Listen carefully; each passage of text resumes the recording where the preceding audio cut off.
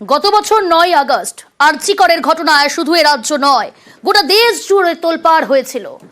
আরজিকরের ঘটনায় আজ দোষী সাব্যস্ত করা হয়েছে সঞ্জয় রায়কে। 7 মিনিটেই রায় ঘোষণা করেছেন বিচারক। আগামী সোমবার বেলা 12:30টায় সাজা ঘোষণা করা হবে। তরুণী চিকিৎসকের ধর্ষণ খুনে রায়, সঞ্জয়কে দোষী সাব্যস্ত শিয়ালদা আদালতের।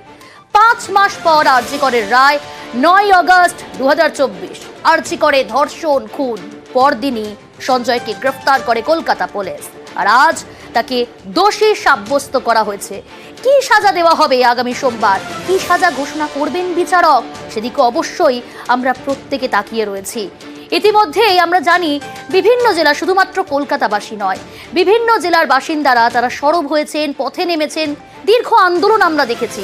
কিন্তু আজ দোষী সাব্যস্ত করেছে আদালত। কিন্তু কি সাজা ঘোষণা করা হবে তাকিয়ে রয়েছে আমরা প্রত্যেকেই। কিন্তু একই সঙ্গে জনতারা কি চাইছেন, কি বলছেন তারা, কি অভিব্যক্তি তাদের। আমার সঙ্গে 4 প্রতিনিধি রয়েছে 4 জেলা থেকে। শিলিগুড়ি থেকে রয়েছে পার্থপ্রতিম, বর্ধমান থেকে রয়েছে শরদিন্দু, দুর্গাপুর থেকে রয়েছে অর্পণ এবং একই সঙ্গে আমার সঙ্গে রয়েছে বরানগর থেকে সুবীর। আমি প্রথমেই আসবো শিলিগুড়ি, উত্তরবঙ্গবাসী। পার্থপ্রতিম, তারা কি চাইছেন, কি অভিব্যক্তি তাদের? আজ তো দোষী সাব্যস্ত করে দেওয়া হলো সঞ্জয় রায়কে। আগামী সোমবার বেলা 12:30টায় সাজা ঘোষণা। কি বলছেন তারা, যাবজ্জীবন নাকি মৃত্যুদণ্ড?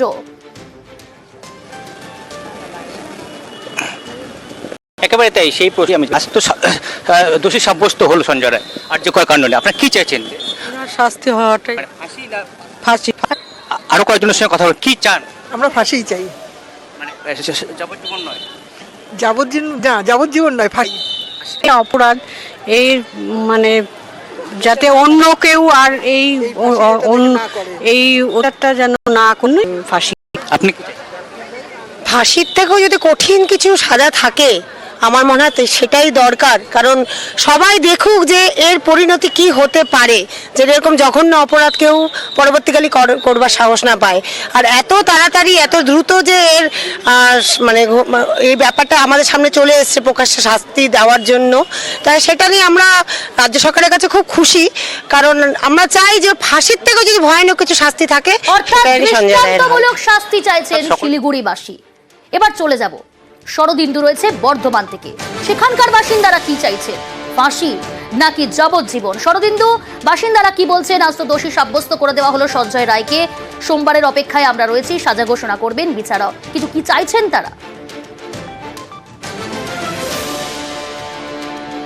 একেবারেই বর্ধমানের বাসিন্দারা কি চাইছেন সেটাই আমরা শুনে নেব। এই যে আরজিকরের ঘটনা, তার আজকে দোষী সাব্যস্ত করা হলো সঞ্জয়কে, কি সাজা আশা করছেন? সাজা তো সর্বোচ্চ সাজা আশা করছি, কারণ যে কর্মরত অবস্থায় একজন চিকিৎসকের সঙ্গে এরকম নৃশংস ঘটনা ঘটাতে পারে, এই রকম ঘটনা যেন দ্বিতীয়বার কেউ ঘটানোর আগে বা ঘটনার কথা চিন্তা করার আগে যেন 10 বার ভাবে এরকম সাজা দেওয়া হোক, যাতে অন্যরাও এরকম কিছু কাজ করার আগে চিন্তা ভাবনা করে যে এরকম কাজ করা উচিত কি উচিত নয়। ফাঁসি না যাবজ্জীবন? ফাঁসি হলে তো সবচেয়ে ভালো, যাতে সমাজে একটা দৃষ্টান্ত হয়ে থাকে। এরকম ঘটনায় যাতে এরকম সাজা হয়েছে, লোকে দ্বিতীয়বার করার আগে ভাবে আমারও এই ঘটনা পরিণতি হতে পারে এরকম কিছু করলে। কি সাজা আশা করছেন? ফাঁসি হোক, এটাই সাজা করছি। কারণ যা এরকম যেন আর কখনো না হয় কারোর সঙ্গে, সেটাই আমরা দাবি করছি। কি সাজা আশা করছেন আপনি? যে ঘটনা ঘটেছে বাংলার বুকে, এরকম নরকীয় ঘটনা আগামী দিনে কেউ যেন করার সাহস না পায়।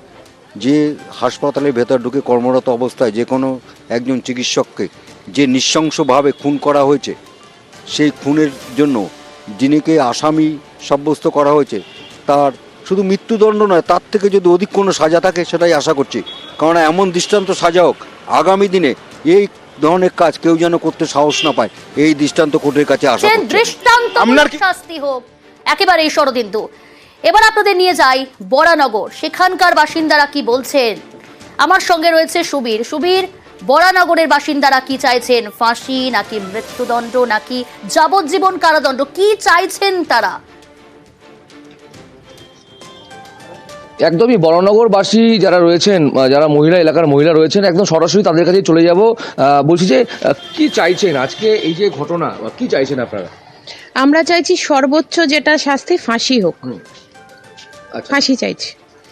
বলছি যে কি চাইছেন?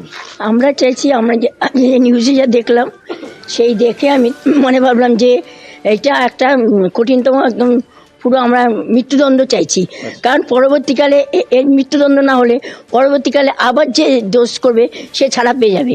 তাই জন্য আমি চাইছি পরবর্তীকালে যারা এই কেসটা করবে তাদেরও যেন এইভাবে মৃত্যুদণ্ড হয়। বলছি কি চাইছেন? আমরা চাইছি যে মানে এমন সাজা দেওয়া হোক যাতে সেটা দেখে পরবর্তী জেনারেশন যেন এটা করার আগে দুবার ভাবে। চিন্তা করে মৃত্যুদণ্ডের থেকেও যদি ওপরে কোনো শাস্তি হয় তাহলে সেটার দাবি আমরা করছি। আর আমাদের বেঙ্গল পুলিশের ওপর পুরোপুরি আস্থা আছে যে সেটা তারা প্রমাণ করে দিয়েছে যে হ্যাঁ, সিবিআই এর উপর আমাদের কোনো আস্থা নেই, কেন ওরা কিছু করতে পারেনি, বেঙ্গল পুলিশ সেটা করে দেখিয়ে দিয়েছে।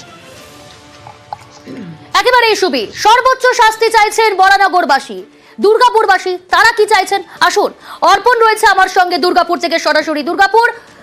দুর্গাপুর থেকে রয়েছে অর্পণ। দুর্গাপুরবাসী তারা কি চাইছেন? আমরা বিভিন্ন জেলার বাসিন্দাদের ইতিমধ্যেই মতামত নিচ্ছি, তাদের অভিব্যক্তি কি জানতে চাইছি। আজ দোষী সাব্যস্ত করে দেওয়া হয়েছে সঞ্জয় রায়কে। আগামী সোমবার বেলা 12:30টায় সাজা ঘোষণা। দুর্গাপুরবাসী কি চাইছেন, ফাঁসি নাকি যাবজ্জীবন? দেখো, একেবারেই কিন্তু আরজি করের কাণ্ডে কিন্তু আজকে সঞ্জয় রায়কে আদালত দোষী সাব্যস্ত করেছে। এখানে মহিলারা রয়েছেন, আপনারা কি চাইছেন, কি শাস্তি চাইছেন? আমরা তো চাইছি ফাঁসি হোক। এরকম মানে মানুষকে বাইরে খুলে রাখা, মানে খুলে ছেড়ে রাখা যাবে না। তাড়াতাড়ি অবিলম্বে ওনার ফাঁসি চাই আমরা। এবং আপনারা কি চাইছেন? আমরা চাই যে আরজিকর কাণ্ডে যারা জড়িত আছে তারা যেন সবারই শাস্তি হয়। এই যে এখানে রয়েছে অনেক মহিলারা রয়েছে, কি চাইছেন আপনারা? আমরা চাই যে ফাঁসি হোক, সঞ্জয় রায়ের ফাঁসি হোক। এই মর্মান্তিক ঘটনাটা একটা শুরু হওয়া দরকার, অবশ্যই আমরা ফাঁসি কামনা করছি। আপনারা কি চাইছেন? এই কাণ্ডের মধ্যে যারা জড়িত আছে আদালতের প্রতি আস্থা আছে আমাদের, তা কঠোরতম শাস্তি হোক, ফাঁসি হোক বা জীবন কারাদণ্ড যেটাই হোক, দোষী সাব্যস্ত যেন ঠিকঠাক বিচারটা যেন হয়।